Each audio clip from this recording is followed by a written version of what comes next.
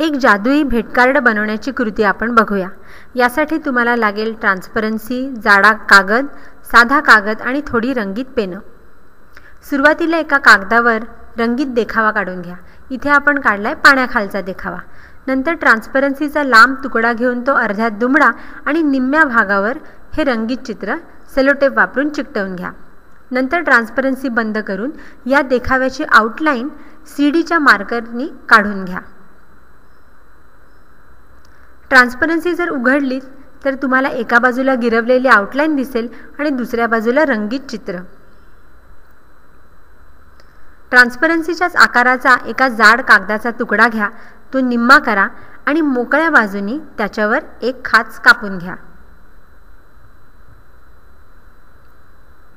आता ट्रान्सपरन्सी कार्डशीटमध्ये कशी अडकवायची ते पाहू।